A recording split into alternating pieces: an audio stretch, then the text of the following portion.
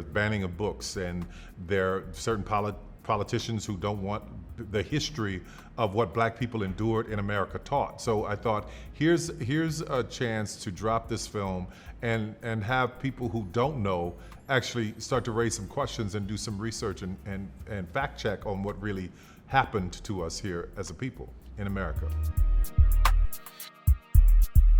I'm so excited to talk to you about Jazz Man's Blues. How are you feeling now that it's finally coming out? I know it's been quite the journey with this story for you.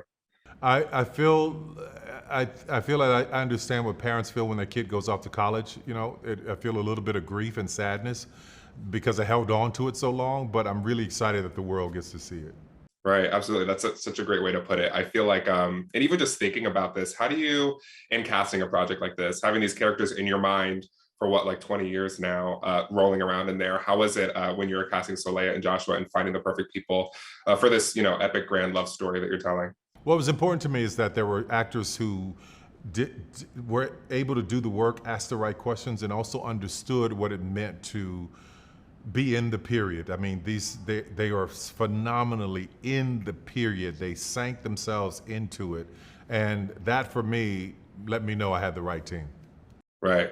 Absolutely. And it's so refreshing too, I think. I was saying in another one of these rooms just how I feel like I'm used to, as a Black consumer, seeing, a certain type of period piece, let's say from a certain time in American history, but this specifically, I don't think we really get to see a lot, just Black people in this time. And it's definitely super exciting to see. Thank you very much. Thank you.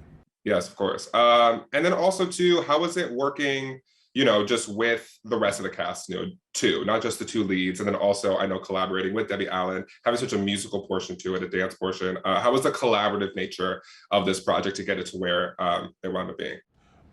Working with Debbie Allen and Terrence Blanchard and Aaron Zigman and everybody who bought their A game, this incredible cast from Amir Vaughn to Milana to Austin, Scott, I mean, just everybody who came to work came with the intention of we're going to do everything we can to elevate what's on the page. And when you're working with that kind of intention and spirit, it all shows up. It all shows up. Yeah, absolutely. And what about this time now? I know we already touched upon it earlier, but you've had this story again for a long time. And I know it's taken a long time for it to be able to be made, but why now, in 2022, do you feel like the story, it's the perfect time for it as opposed to, let's say, 2012 or even earlier? Well, two things, having the support of Netflix, number one, and then secondly, watching what's happening in the country where you read about it every day. There's banning of books, and there are certain politicians who don't want the history of what black people endured in America taught. So I thought, here's a chance to drop this film and have people who don't know actually start to raise some questions and do some research and fact check on what really happened to us here as a people in America.